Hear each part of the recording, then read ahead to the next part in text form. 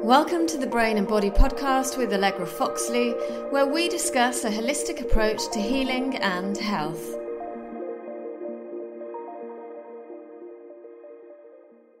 I'm your host, Allegra Foxlie. I'm a trauma-informed bodyworker dedicated to helping people recover from PTSD and manage CPTSD symptoms.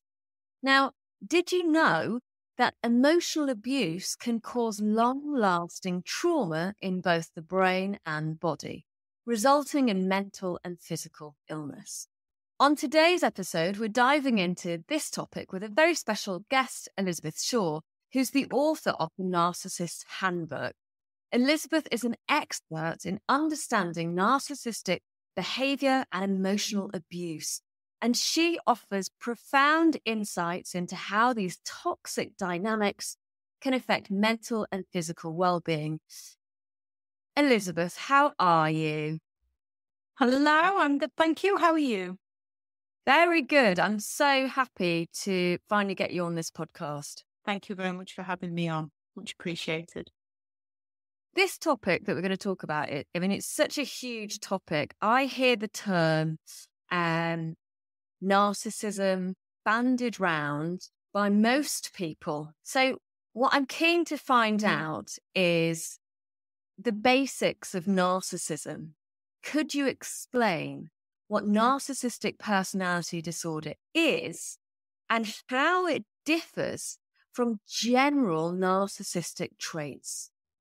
Well, I tend to think that people throw the term around and they're not necessarily doing it maliciously, but perhaps they don't have the full understanding of what narcissism is. So it's easy to call someone, just say you're a narcissist, without actually meaning they're a narcissistic individual. You just you've got to your end of the tether with someone and you just throw it at them. Because we are human, we do have our differences, we do have our different opinions, people do have the fallout. When it comes to narcissistic abuse, it was a term coined by Sam Vaknin to describe the behaviours that he was noticing in people, and he's a self-proclaimed narcissist. Now, when I first started looking into this, he was one of the original sort of YouTubers doing it, and he wrote Malignant Self-Love, Narcissism Revisited. And back then, the term wasn't very well known. However, it does need to be so that we can have the understanding of what is actually happening. When it comes to abuse in general, most abusers are narcissistic in some way, because most abusers, to be able to be abusive towards another person, there's going to be that lack of empathy. There's going to be that sort of exploitative behaviour. There's going to be that entitlement. So going to be there. You've got different categories of narcissistic abuse. You've got the overt abuse, where they're probably going to use more physical violence, perhaps more behind closed doors, but it will be there. Yet they still manage to subtly make out that it's your fault. And then there's more covert abuse, which involves a lot more manipulation and gaslighting and emotional control and financial abuse, which overt can use also. And when it comes to narcissistic and emotional abuse, what it does is it creates that confusion within the victim. It creates a self-doubt. So the victim ends up being trapped because they're kind of questioning themselves rather than the abuser's behavior towards them. Narcissistic individuals tend to use a lot of intimacy reinforcement.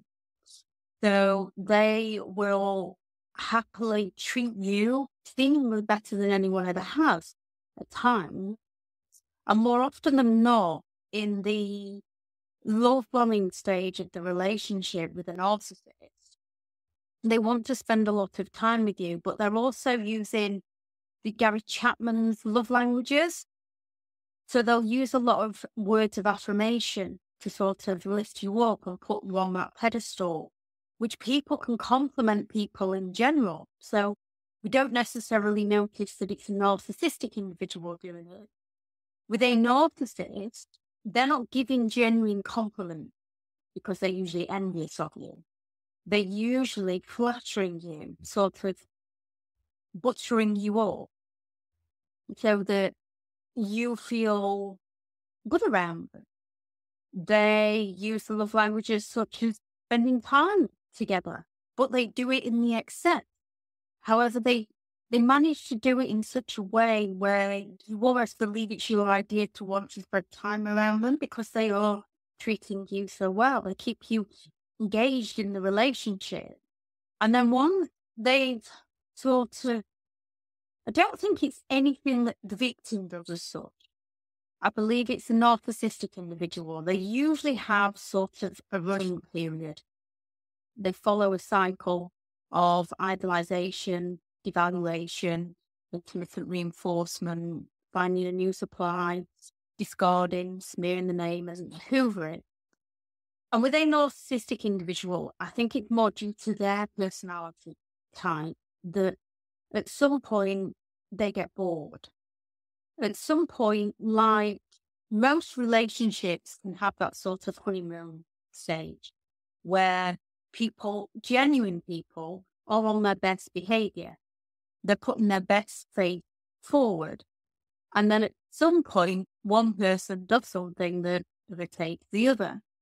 And then with a genuine person, you can have that communication about it. With a narcissistic individual, they kind of see you as either all good or all bad. So yeah, it's very black and white, isn't it? Yeah, things can be going along quite nicely with them. And then something triggers the narcissist. Something causes them a narcissistic injury. And this isn't a case of, if I was to insult you, you'd be offended. And if you was to insult me, I'd be offended.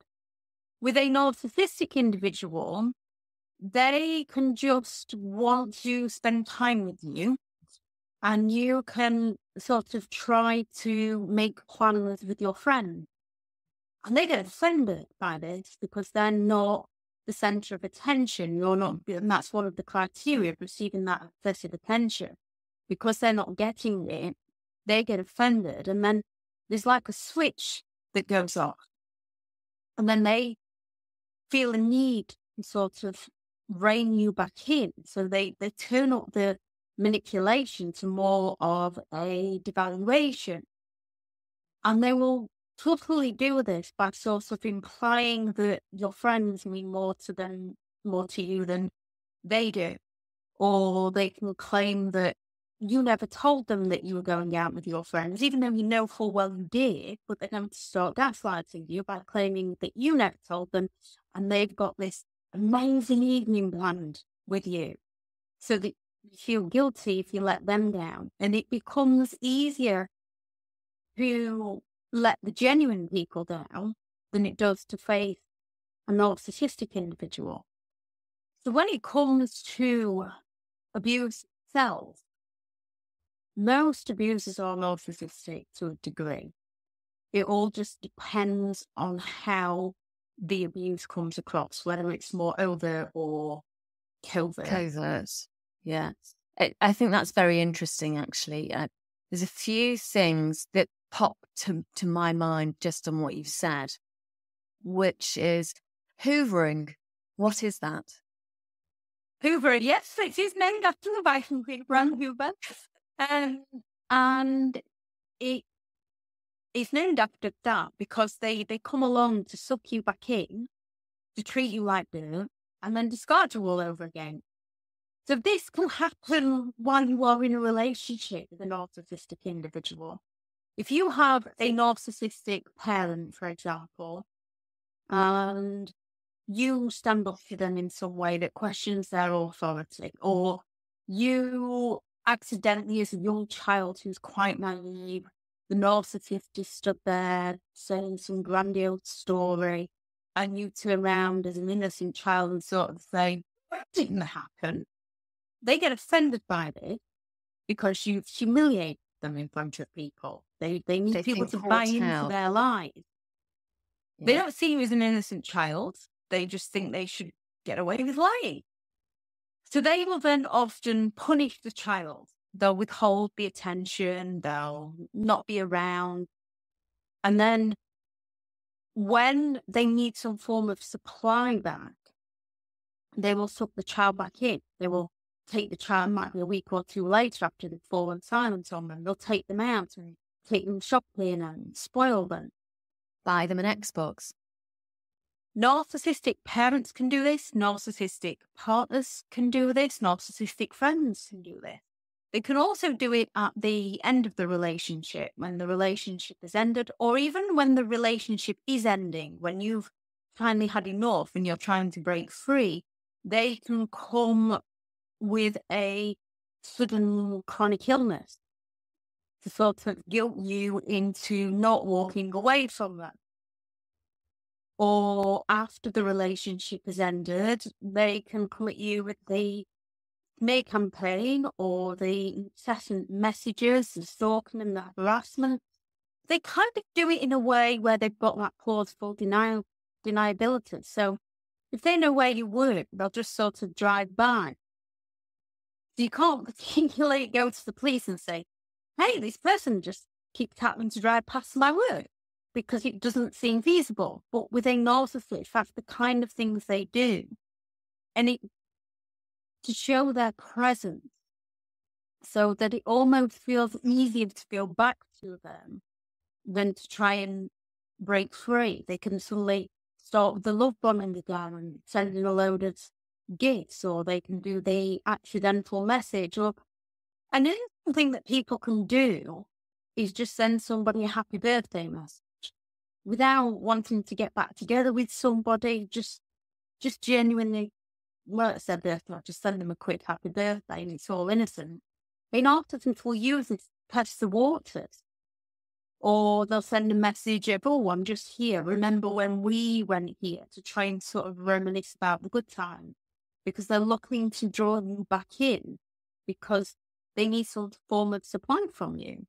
Whether they're looking to sort of play you off against somebody else who's no longer providing them attention, or whether they've lost their current supply, or whether they've seen something in you that they either want to join along for the ride or take from you. Not all narcissists will hoover after the end of the relationship, but a majority of them do. I think it's absolutely fascinating. I love the term. Thank you so much for the description.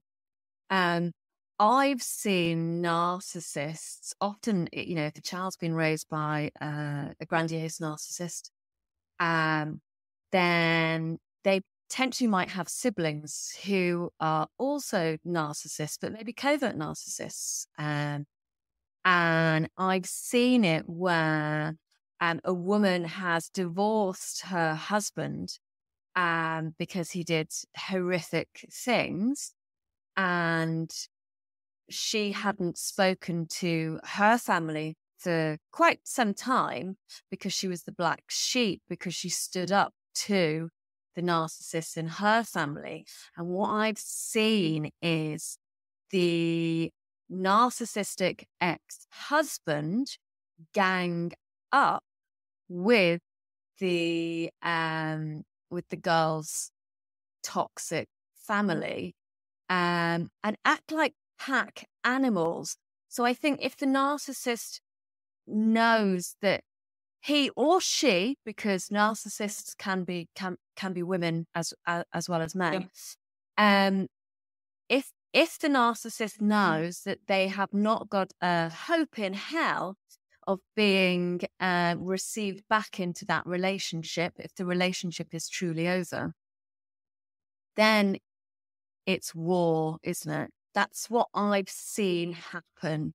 to people, and they will play it out through their children to get to the mother, almost as if, whilst they might love their children, obviously they love themselves more and they hate the mother more. So it's just a really interesting dynamic. That's just what I have witnessed. Now, what I'm keen to find out about is narcissistic personality disorder. You said that they might get bored, they'll look for new flesh, or they'll just finish a relationship quickly. Now, if you've been raised by a toxic family, you might have attachment avoidance issues. So how do you differentiate between someone who is attachment avoidant and a narcissist? Right. Before I go into the attachment avoidant scenario, when it comes to narcissistic individuals, they do run in packs. If they can gang up on someone, so to speak, by joining other narcissistic individuals, they will. When it comes to loving their children, they don't love their children. This is something that took me a long time to sort of think, yeah, they've got to. It's their children. Why? They lack empathy. It's just not there. It's not present. The thing with young children is, young children look up to them. Young children admire them. Young children validate them.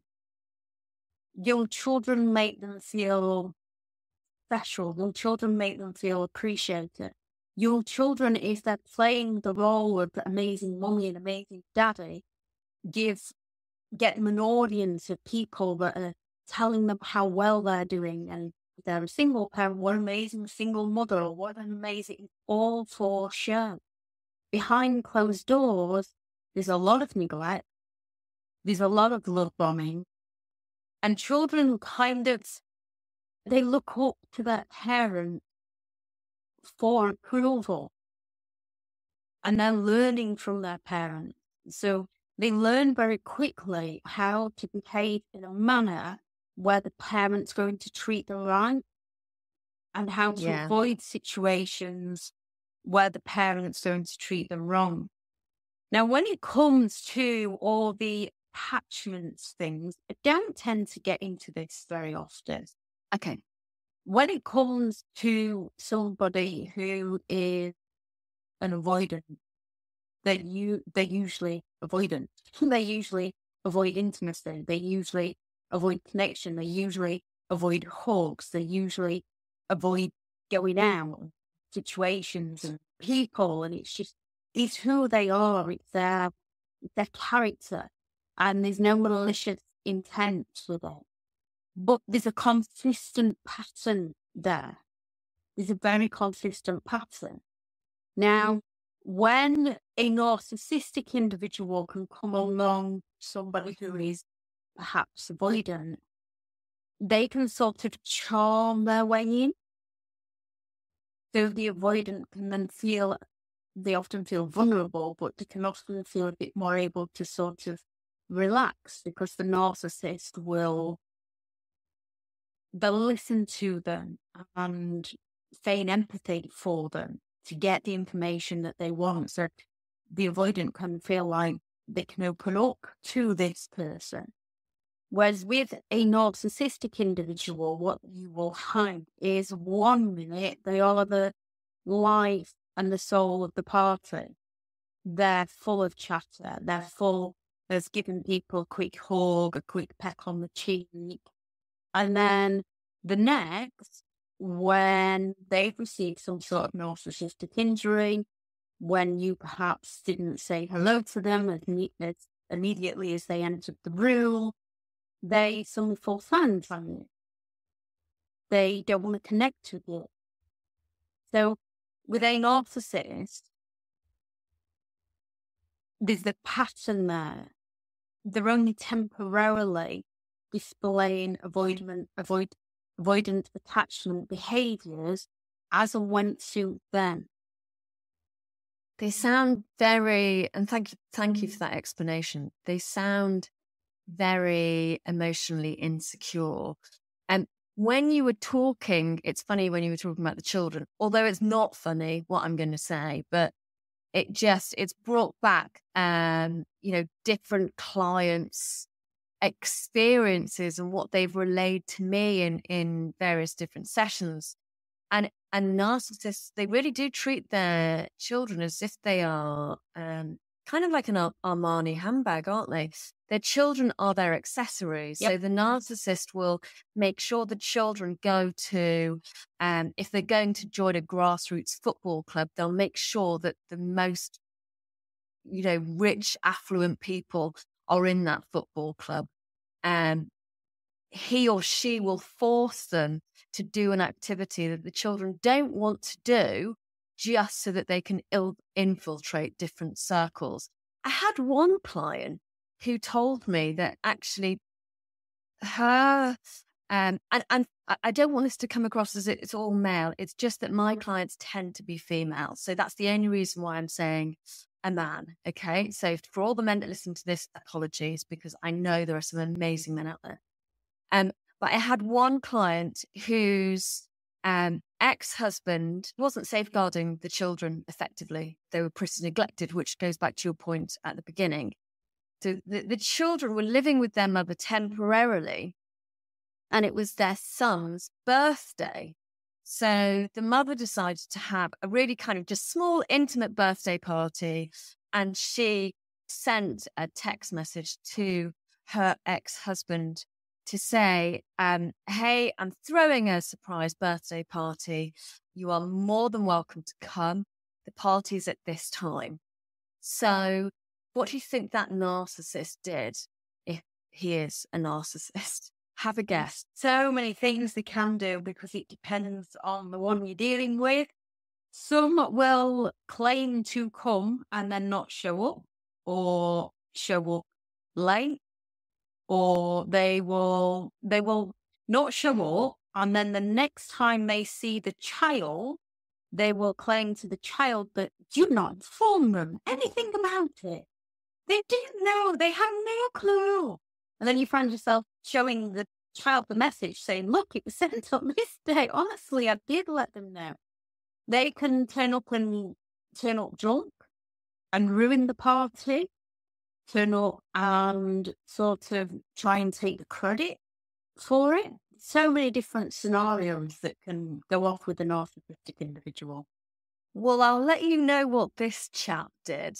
So instead of him turning up to his son's birthday party with presents, my client told me that he actually FaceTimed his son that morning, and what he'd done is he decorated his dining room with happy birthday, balloons everywhere, birthday cake, and all of the gifts there, and basically said, you can't have these because your mummy or daddy won't let you.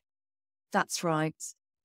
They will use anyone to try and cause harm to their victim without realizing that their children are the victims. Because they don't care for how it's negatively impacting their child. Narcissistic individuals, more often than not, will rewrite it in your head. In their head, it's your fault. It's nothing to do with their abusive behaviour or their alcoholism or their drug addictions or whatever it is. Whatever reason they're not allowed to see their children, nothing to do with them. It's your fault. Therefore, if you'd allow your children to see them, your child wouldn't be suffering. So now you can deal with it. See, what some narcissistic individuals would do in that situation is if they knew you were throwing a birthday party between 2 and 5, they'd one-up you. Between 2 and 5, they'd go and book something that is more appealing to a child because children are easily brought. So they book something that's more appealing to something that the child's always wanted to do.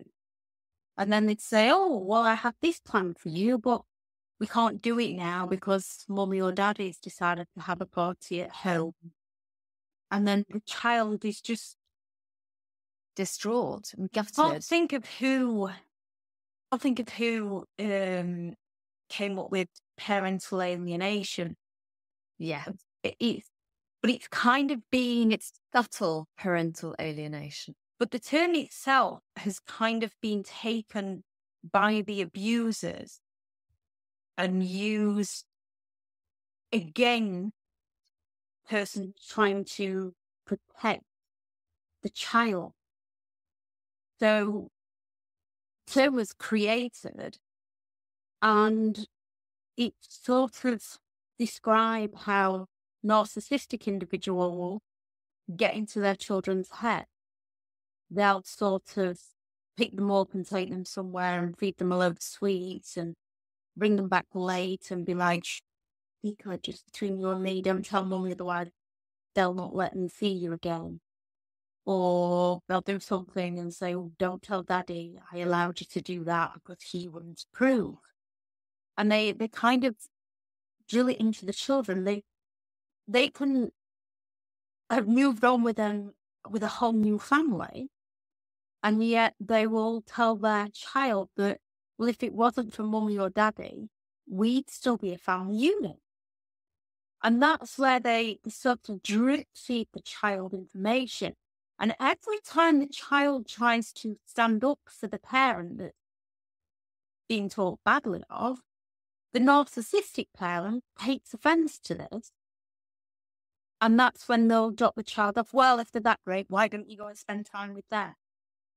And then they act offended and guilt trip the child and disappear and don't speak to them and then come back and pick them up and shower them with attention. Yet, narcissistic individuals have kind of latched onto the alienation term. And now, when the healthy parent is usually forced to stop communication, because most parents genuinely want to believe that the narcissist loves their children, don't want to be the person that stops the mother or the father from seeing their child because they care about the child. So they think it's in the child's best interest to see the other parent. Most genuine parents don't want to be that person that stops contact. So they're usually forced into it by courts, by social services, by the police.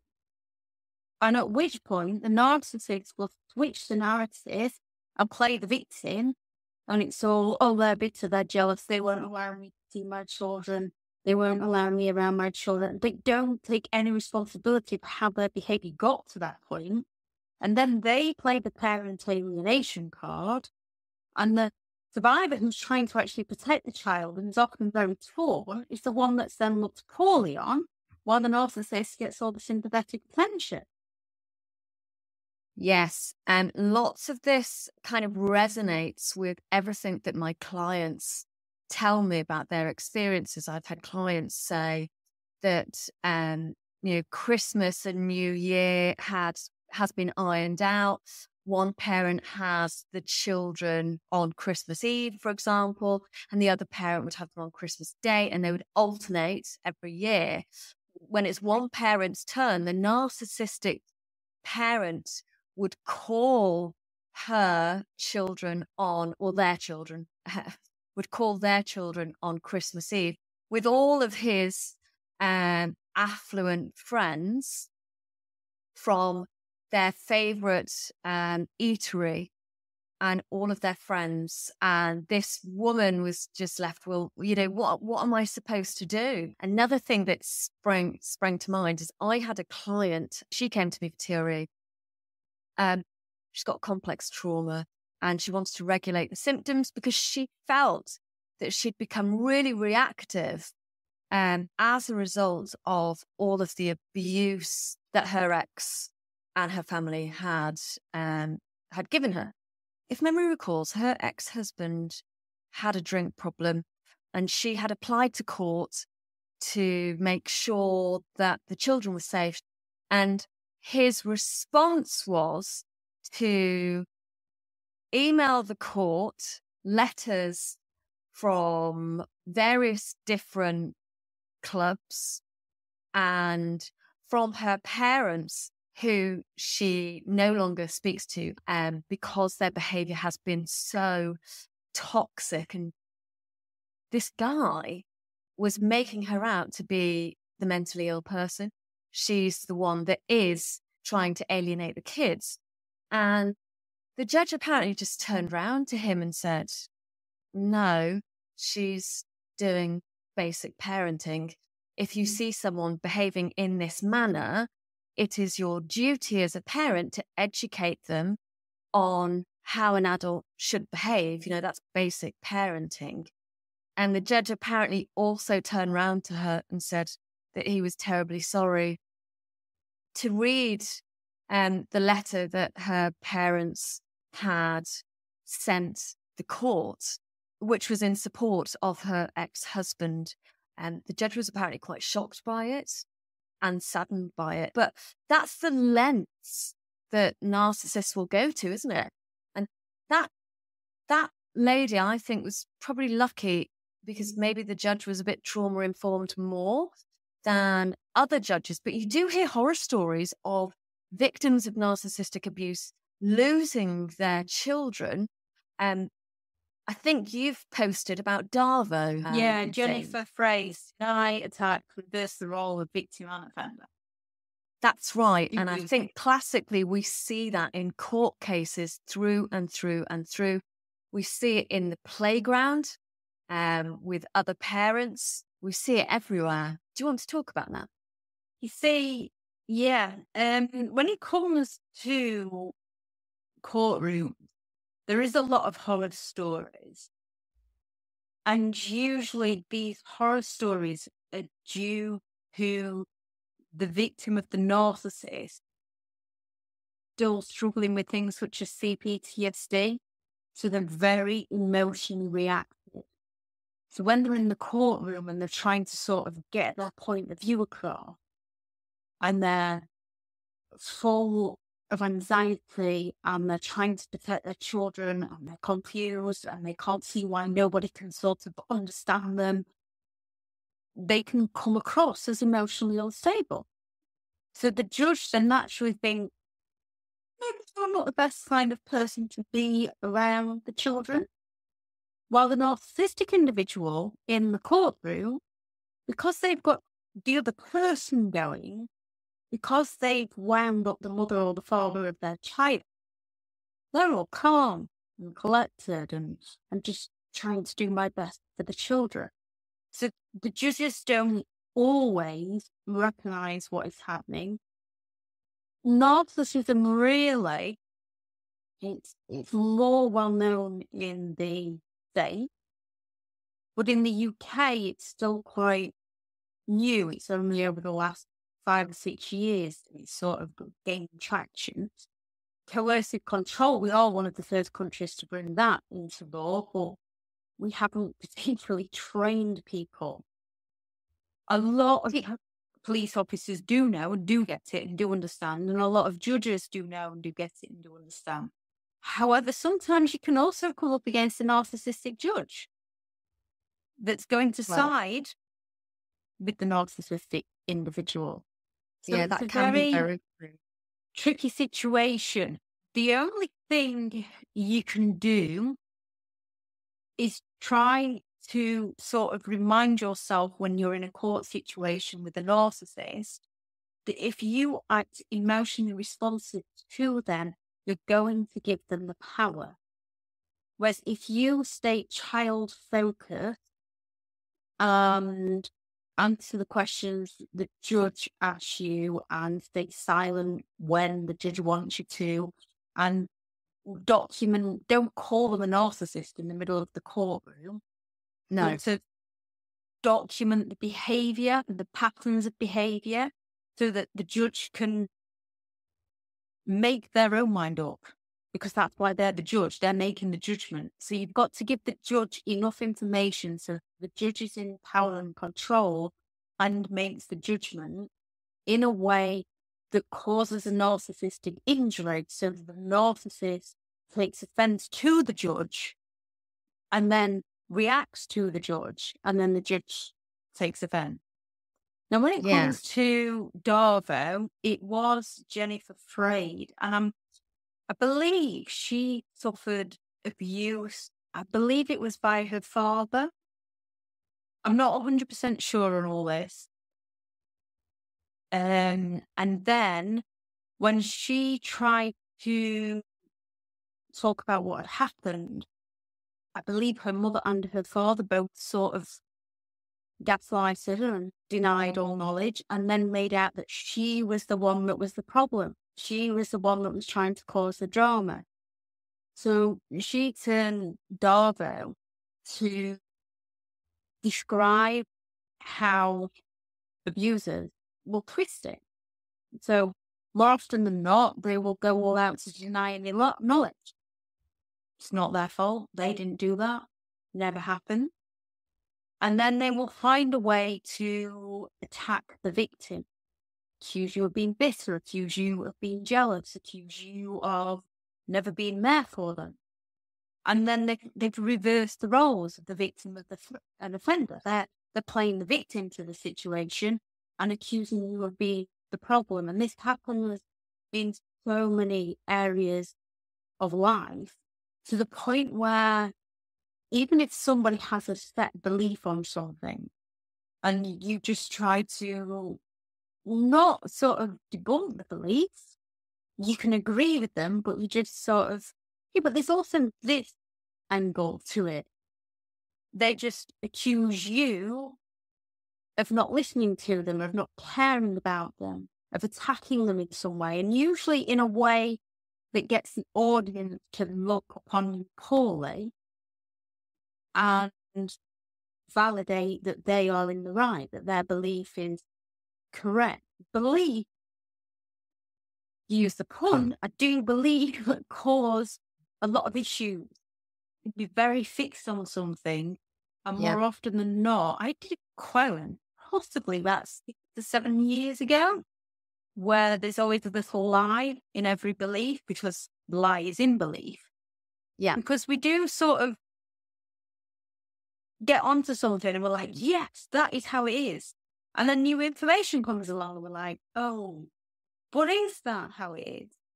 And when you get people that are that fixated on it and not willing to look at another person's point of view, the black and white thinking, such as narcissistic individuals, they will go all out to prove themselves right by destroying you for daring to say anything otherwise. And they often will go all out to play the victim and make you look like you're the one that's harming them. I love what you've just said about beliefs, and lie is in beliefs.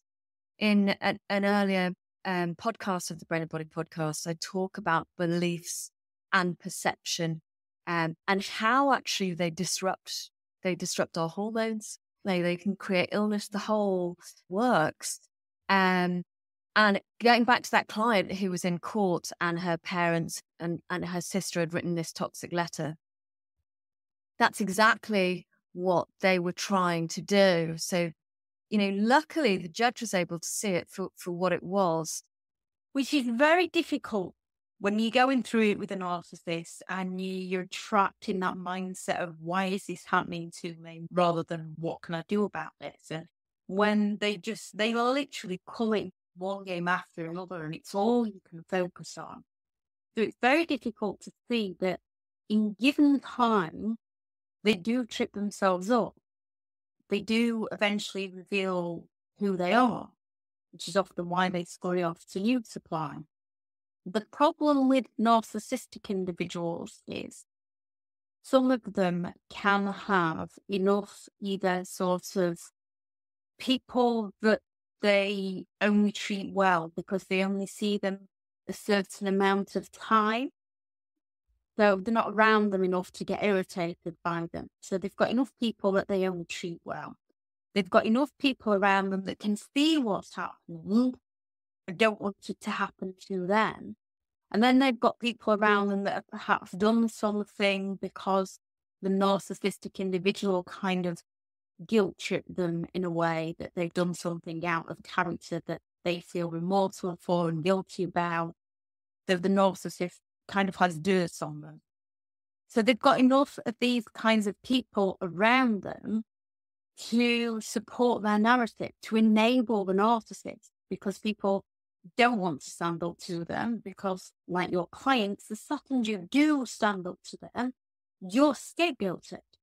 You're cut off from the social circle. You're cut off from not only their family, but more often than not, your family, because That's even if your family's not narcissistic, they've often started the smear campaign against you to your family before the relationship is even over. They've often claimed that you're the one that's stressed, you're the one that's depressed. If they're the alcoholic, you're the one that's drinking. If they're a gambler, you're the one that's gambling. And they play the victim with your family, yet with their charismatic charm, your family can easily be drawn into them, regardless of whether your family are narcissistic or not. So the narcissistic individual tends to have enough people supporting them. However, eventually they do take it too far and people do step away. And more often than not, what you find is those people that the narcissist tried to play against each other and divide from each other, as long as they're not narcissistic individuals, do tend to then come together and actually work out and discuss what's been going on. But then the narcissist plays the victim in that. That's how everybody else that's out to get them, makes everyone else that's jealous that they can no longer be around them. When I was growing up, I had no idea what narcissism was.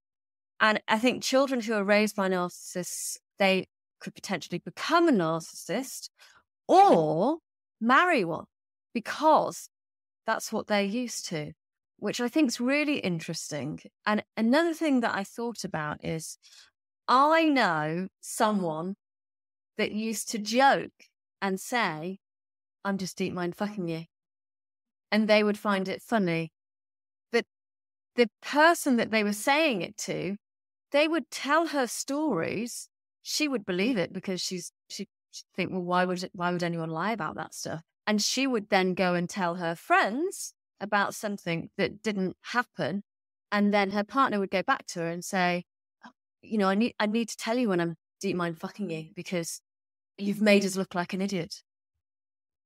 Yeah, they get very offended. I think they don't want you speaking to other people about them, because that's who they're trying to sort of hide away from other people. They sell different people different illusions of who they are based on how those people can serve the narcissist's needs. If you're raising children with someone with narcissistic personality disorder, how do you set clear, defined boundaries? Most of us don't even really know what boundaries are until you've dealt with a narcissistic individual. And then when you do understand how they've just taken the ball from you and stepped over them time and time again, you begin to try and become assertive.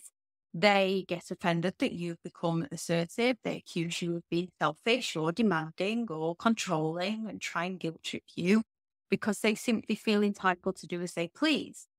So setting a boundary against a narcissistic individual usually causes that narcissistic injury. And because they lack the empathy, they will escalate their gains. So you have to kind of step away from the traditional form of setting a boundary, because narcissists don't understand now to them that sort of game on. Let's see how I can tear you down. When it comes to narcissistic individuals who set healthy boundaries, it's more about discovering who you are as a person. It's more about discovering your beliefs at the time, your values, what behaviours you do and you do not find acceptable. More often than not, when you've been raised by a narcissistic individual, you're kind of conditioned to just sort of accept things. Sort of, oh, well, that person likes to drink every evening. Not really my thing, but hey, if that's what they want to do, fair enough. Go ahead. And we don't always recognise the impact that then this has on us. And we can feel a bit bad for sort of saying like, actually, no, this isn't for me. So first of all, when it comes to setting boundaries, we have to sort of journaling help and work out our own current beliefs, our own current values. So that when we meet new people, for example, and there's something that that's not really me, we can distance ourselves early on without being rude, recognise that this isn't something we can work on. Perhaps sometimes it is something that you can communicate with and you can work through, as long as you're not changing the other person, because we shouldn't be trying to change anyone other than ourselves. Now, when it comes to setting boundaries with somebody that you know is narcissistic, the best boundaries to have around narcissistic individuals are emotional, psychological, and physical distance. Because they're not, you can say it globally in the phrase, you can say it when they're in a good mood, you can say it on a different day, you can say it with a different tone. If it's not what they want to hear, it's not going to go in, not going to compute. They're just going to try different ways and different tactics to get around your boundary. And then when they do, you're often the one that holds the resentment. So by creating emotional distance, it no longer allowing them to emotionally manipulate you, recognizing the game. It's learning to recognize the pattern. It's having the understanding, educating yourself on the behavior. So if you say no to them and they turn around and say, oh, my ex would have done it, your brother would have done it, your sister would have done it, you can sort of just sit there and think, triangulating. Don't actually tell them you're triangulating me now. Just sit there and think, oh, you're triangulating me. Well, why don't you go and ask my brother? Why don't you go and ask my sister? Why don't you go and ask your ex? Because if they will do it, fine, I'm not. So it's having that emotional awareness so that they can no longer play on your emotions to get their needs met. And it does take work because, especially if you're raised by a narcissist, very quickly feel guilty or feel bad or sort of think, am I making the right choice here? So another thing to do is sort of know your intentions first. Know your intentions so that they can't twist it. It's having that psychological distance so that their mind games no longer play on you. And it's having that physical distance. So the less you're in their sort of orbit, the less they're going to come at you because they've got another supply feeding them. It's a case of, I'm always called it no dare. So when it comes to setting a boundary with a narcissist, no dare is where you set your boundary and then you don't defend yourself to them. You don't argue with them. You don't rationalize it. You don't explain it, because we sort of naturally, when we're getting on with people, try to explain our point of view, which a genuine person would be like, okay, so if your friend said, hey, do you want to go out this evening? And you're like, oh, no, sorry, I've got something on with family. You've explained, no, sorry, I've got something on with family.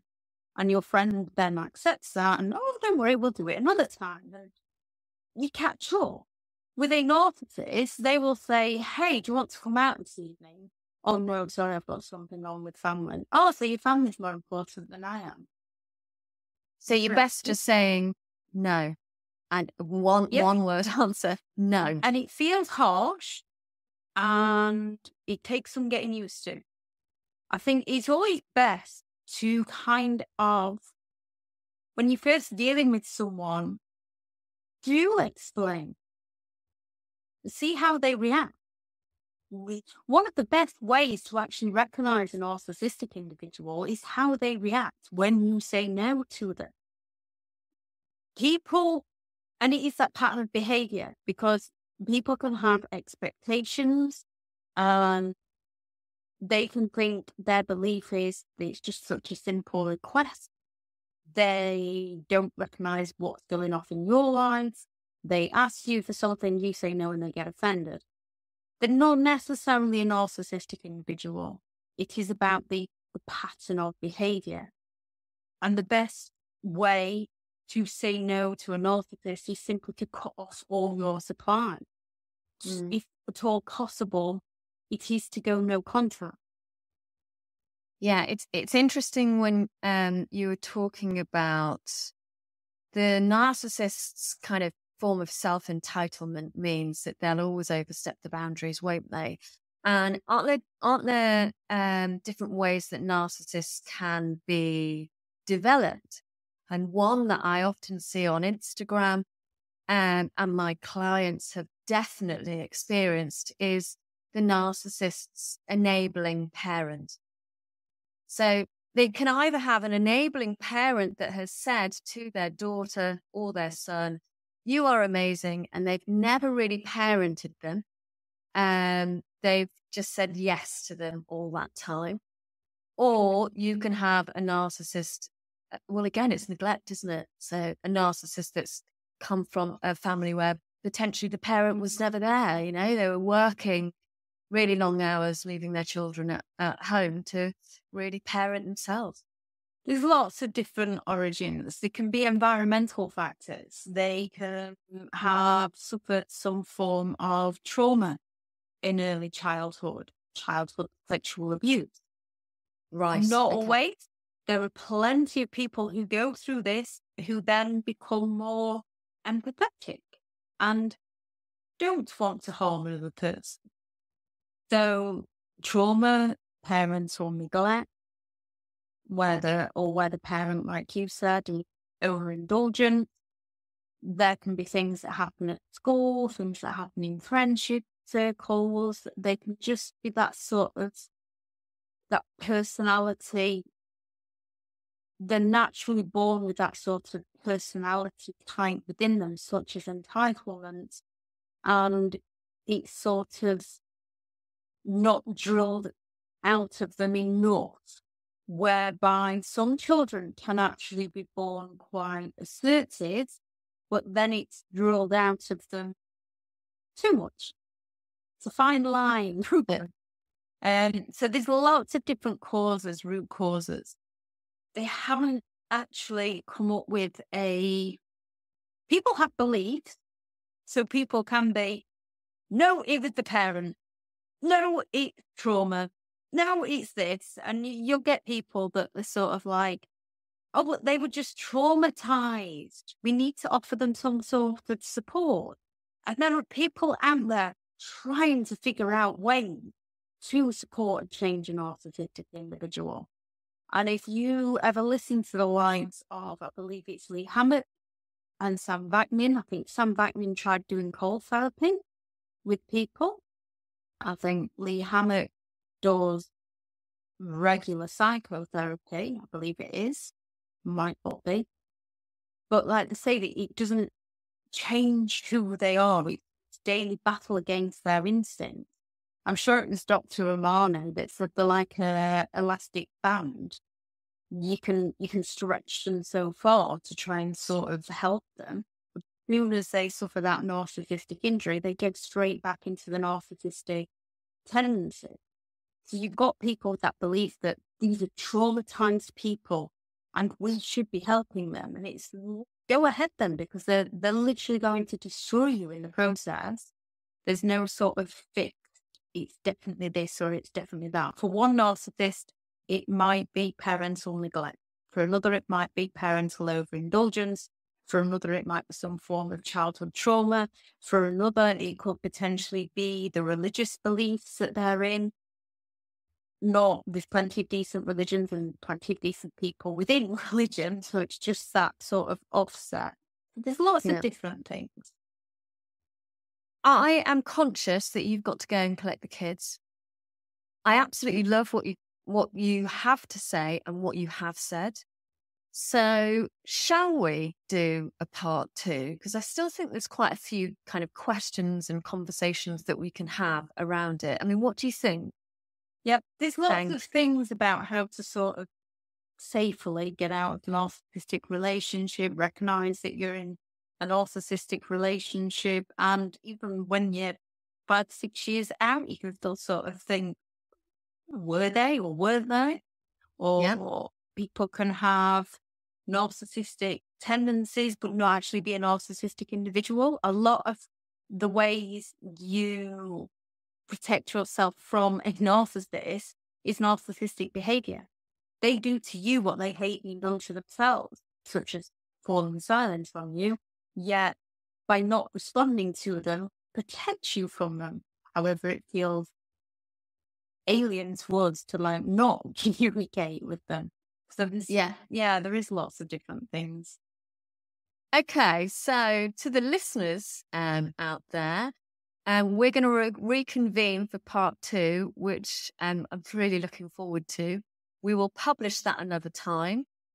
Thank you so much, Elizabeth Shaw. And actually, how do people buy your book? And how do people get in touch with you? The books are currently all available on Amazon, the different various sites. People usually, the best way to get in touch with me is either through Instagram or Facebook, because I don't always get round to the emails, and I don't always get round to, I don't look at TikTok messages. So the best ways are through Instagram or Facebook, because I do try to check them daily. However, some do get sort of lost. So if I haven't responded, resend. I mean, you've got so many followers. How many followers have you got? Like 283,000 was the last I checked, but it's probably gone up since then. I'm not entirely sure, because this is something that my children actually point out to me. And I keep pointing out it's not. I appreciate the followers. It's catch-22 because you don't want people to have struggled. But the whole point in this was, when I was first looking into it, there wasn't a great deal of information. So it's more about getting the information out there. And hopefully, like many people will sort of message and say, I've been following you for the past 3 years. Thank you so much. However, I've decided to no longer follow because I've moved on from that now. And now it's just triggering, not in a good way anymore. I need to focus. And it's like, I can see how that would happen. That's good. I'm glad that you finally reached that point. Whereas some people sort of want to continue because they still want the awareness. And they also, it helps some people. Sharing their stories in the comments is very therapeutic, because it gets it out of their headspace, and it also helps another person understand. So that's kind of there's lots of different ways people sort of go through therapy, and one is by sharing your personal experience, knowing that it helps another individual. Well, what I'll do is, on this podcast, I'm going to put the links in the show notes, and your contact information, so people can contact you that way. We'll organise part 2 at another time. But thank you so much from the bottom of my heart. I think you are brilliant. Well, thank you very much for having me on. I have really enjoyed this conversation. It's been very enlightening. You've been listening to the Brain and Body podcast with Allegra Foxlie. Thank you for listening, and thank you for your support.